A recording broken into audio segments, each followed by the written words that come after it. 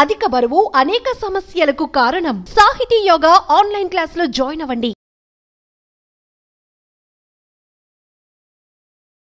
నమస్తే, welcome to our channel. ఆడవాళ్ళల్లో ఎన్నో సమస్యలు చూస్తూ ఉంటాం. కానీ ఈ మధ్యకాలంలో ఎక్కువగా చూస్తున్న సమస్య ఏంటంటే క్యాన్సర్. క్యాన్సర్ని మనం ముందే ఎలా గుర్తించవచ్చు, ఎలాంటి ప్రివెన్షన్స్ చేసుకోవాలి అనే విషయాలు తెలపడానికి మనతో పాటు ఉన్నారు ప్రముఖ gyno oncologist doctor Sai Lakshmi Diana గారు from Apollo hospitals, Hyderabad. Doctor గారిని అడిగి మరిన్ని విషయాలు తెలుసుకుందాం. నమస్తే డాక్టర్ గారు. నమస్తే అన్న. డాక్టర్ గారు, ప్రస్తుతం మహిళల్లో చూసే సమస్య క్యాన్సర్. ఈ మధ్యకాలంలో 85% వరకు మహిళలు క్యాన్సర్ బారిన పడుతున్నారు. అసలు ఈ క్యాన్సర్ రావడానికి గల కారణాలు ఏంటి? దీన్ని మనం ముందుగానే ఎలా గుర్తించవచ్చు? క్యాన్సర్ మహిళల్లోనే కాదు అండి, పురుషుల్లో, పిల్లల్లో కూడా చాలా ఎక్కువగా చూస్తున్నాం ఈ మధ్యన. సో ఇట్స్ బికమ్ మొత్తము వరల్డ్ వైడ్ డిసీజ్ అయిపోయింది. ఫ్యామిలీలో ఎంతో మందికి ఎఫెక్ట్ అవుతుంది. అండ్ మెయిన్లీ 40 years దాటాక we're seeing more cancers.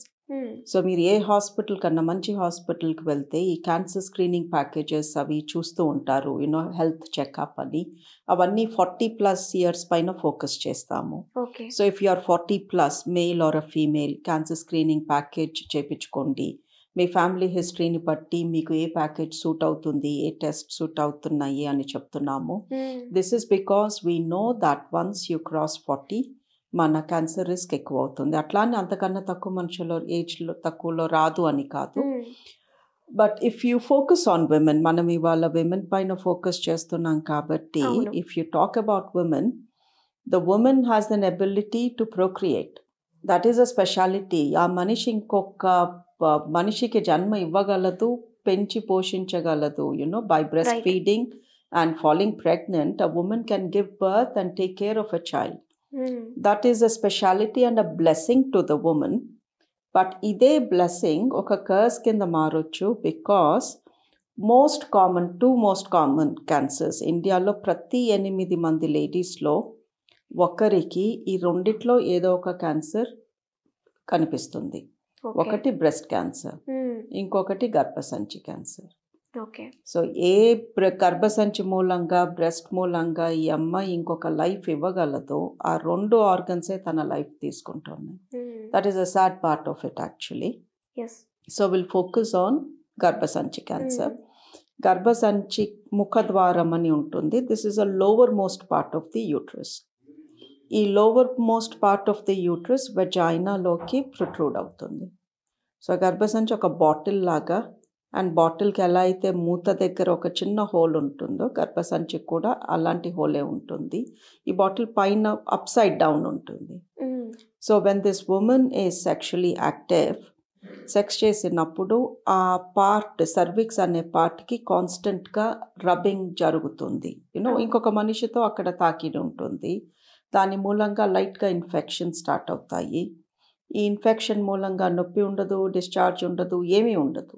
So మనకి ఆ ఇన్ఫెక్షన్ వచ్చినప్పుడు, అది మనలో పెరుగుతున్నప్పుడు మనకి అసలు ఆ ఇన్ఫెక్షన్ ఉందని కూడా తెలియదు. బట్ పాప్ స్మియర్ అనే టెస్ట్ చేస్తే తెలుస్తుంది మీకు ఈ ఇన్ఫెక్షన్ వచ్చింది. దీని మూలంగా సిమ్టమ్స్ లేవు, బట్ సెక్స్ చేసిన మూలంగా ఇన్ఫెక్షన్ వచ్చింది, మీరు డాక్టర్తో చూపించుకోండి అన్న ఇండికేషన్ ఈ టెస్ట్ ఇస్తుంది. బట్ మనం ఆ టెస్ట్ చేయించుకొని లేదనుకోండి, దెన్ ఆ ఇన్ఫెక్షన్ ఒక 10-15 yearsలో క్యాన్సర్ కింద మారే ఛాన్సెస్ ఉన్నాయి. ఈ పాప్ స్మియర్ టెస్ట్ని అట్లీస్ట్ 1 yearకి ఒకసారి చేయించుకుంటే నాట్ నెసెసరీ అండి. That is a beauty of this cancer. క్యాన్సర్లో బ్యూటీ అనేది ఒకటి మనం వెతుక్కోగలిగితే, ఈ సర్విక్స్ క్యాన్సర్ ప్రతి 8 మంది లేడీస్లో ఒకరి లైఫ్ తీసుకునే ఈ క్యాన్సర్ మనకి ఇన్ఫెక్షన్ వచ్చిన 15 years వరకు రాదు. సో ఇంత స్లోగా పెరిగే క్యాన్సర్ ఇది. సో 20 yearsకి ఒక అమ్మాయికి పెళ్ళయింది అనుకోండి, ఇన్ఫెక్షన్ వచ్చింది, ఇది 35-40 years వచ్చే వరకు క్యాన్సర్ కింద మారదు. మనకి ఇంత టైం ఉంది అది పట్టుకోవడానికి. It's a very slow growing cancer. So ఈ క్యాన్సర్ని మనం అసలు 100% తీసేయచ్చు. We don't need to get this. So 3 yearsకి ఒకసారి చాలు. ఈవెన్ వన్స్ a year కూడా అవసరం లేదు. 1000-1200కి చేస్తాం ఈ టెస్ట్. 3 ఏళ్ళకి ఒకసారి చేయించుకోమంటాము. సెక్స్ జరిగిన 3 years తర్వాత స్టార్ట్ చేయమంటాము. ఈ ప్యాప్ టెస్ట్ చేస్తే మీకు సర్విక్స్ క్యాన్సరే రాదు. మరి ఆ మాత్రం దానికి ఎందుకు రోజు ఇంత 100 మందికి వస్తుంది? So it's a preventable cancer. So ఎలా ప్రివెంట్ చేసుకోవచ్చు డాక్టర్ గారు? Same thing, once you are been sexually active, family life start చేసిన 3 yearsకి గైనకాలజిస్ట్ని కలిసి ప్యాప్స్మియర్ చేసుకుంటే ఓకే టెస్ట్ నార్మల్ వస్తే మళ్ళీ 3 yearsకి వెళ్ళి మళ్ళీ టెస్ట్ చేయించుకుంటారు. ఓకే టెస్ట్ తేడా వచ్చిందనుకోండి, దాని gynaecologist will remove that abnormality.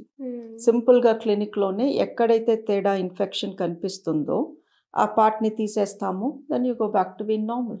ఇంకోటి డాక్టర్ గారు, మనం తరచుగా చూసే క్యాన్సర్ ఏంటంటే బ్రెస్ట్ క్యాన్సర్. అంటే మహిళల్లో ఈ బ్రెస్ట్ క్యాన్సర్ అనేది చాలా ఎక్కువైపోతుంది రోజు రోజుకి. వాళ్ళకి తెలియని కూడా తెలియట్లేదు ఎలా స్టార్ట్ అవుతుంది, ఏం చేయాలి, అంటే తెలియక నెగ్లెక్ట్ చేస్తున్నారో మరి అది పక్కన పెడితే దీన్ని ఎలా ప్రివెంట్ చేసుకోవచ్చు మనం? మీరు అన్నది నిజమే. నిన్న ఒక 26-year-oldకి బ్రెస్ట్ క్యాన్సర్ చూశాను. చూసే వరకు, టెస్ట్ చేసే వరకు నాకే ఒక రకమైన భయం. 26 yearలో బ్రెస్ట్ క్యాన్సర్ ఏంటి, అసలు అమ్మాయి ఇంకా ఫ్యామిలీ లైఫ్ కూడా స్టార్ట్ చేయలేదు. సో ఎందుకు ఇండియాలో ఇంత బ్రెస్ట్ క్యాన్సర్ ఎక్కువైందో మాకే డాక్టర్స్కి అర్థం కావట్లేదు. బట్ చాలా చిన్న వయసులో కూడా వీఆర్ సీయింగ్. బట్ ఈ సర్విక్స్ క్యాన్సర్ ఏదైతే మనం నివారించవచ్చు అనుకున్నామో ప్యాప్స్మియర్ ద్వారా, బ్రెస్ట్ క్యాన్సర్ అలా కాదు. You can't prevent a breast cancer. So breast క్యాన్సర్ని మనం ఆపలేము, బట్ తొందరగా పట్టుకోగలము.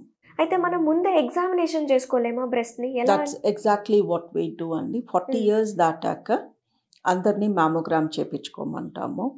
ఎవ్రీ 2 years కన్నా ఒకసారి మ్యామోగ్రామ్ చేసుకోమంటాము. మ్యామోగ్రామ్లో స్కాన్ చేస్తాము, ఎట్లా పొట్టల్లో బేబీ ఉంటే స్కాన్ చేయించుకుంటాము, అల్ట్రాసౌండ్. సో సేమ్ థింగ్, బ్రెస్ట్కి అల్ట్రాసౌండ్ చేస్తాము.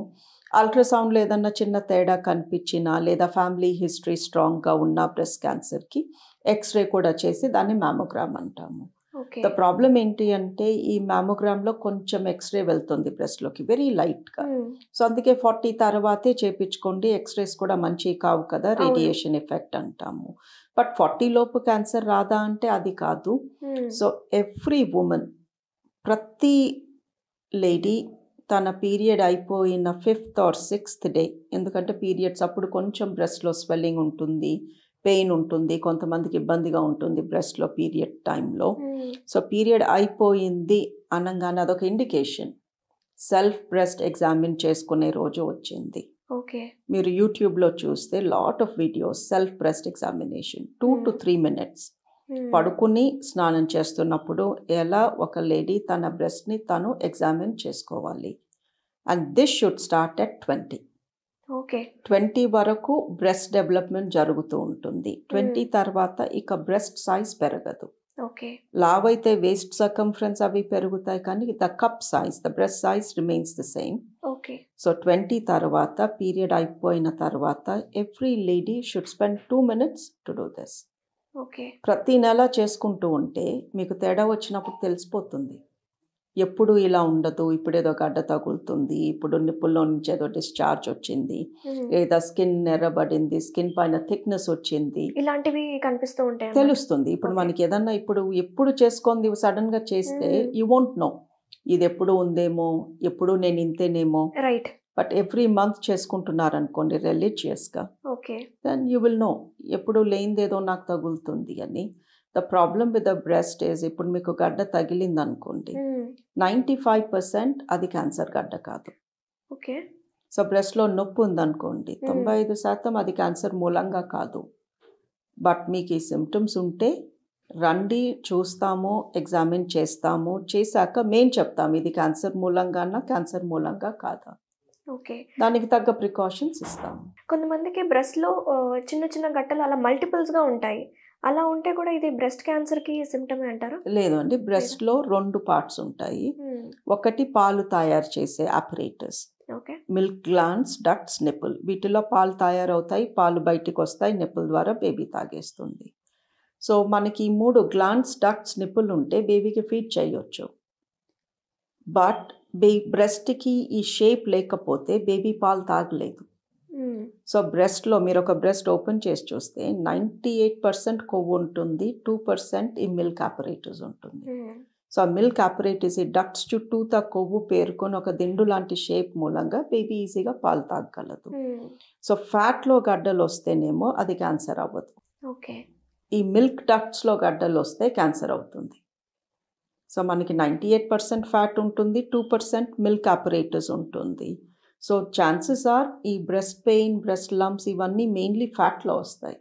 ఫ్యాట్లో కూడా గడ్డలు కడతాయి, బట్ అవి క్యాన్సర్ కింద మారవు. Okay. So what we do is, ఎవరైనా బ్రెస్ట్ పెయిన్ ఆర్ గడ్డతో వచ్చినప్పుడు వీ ఫైండ్ అవుట్ ఇది ఫ్యాట్లో వచ్చిందా లేకపోతే మిల్క్ ట్యూబ్లో వచ్చిందా అని స్కాన్ చేసి చేతులతో ఎగ్జామిన్ చేసి దెన్ వి టెల్, అమ్మ ఇది ఫ్యాట్లో ప్రాబ్లం, ఇది క్యాన్సర్ అవ్వదు, బట్ ఇది పోదు కూడా, దీన్ని చూసుకుంటూ ఉండండి.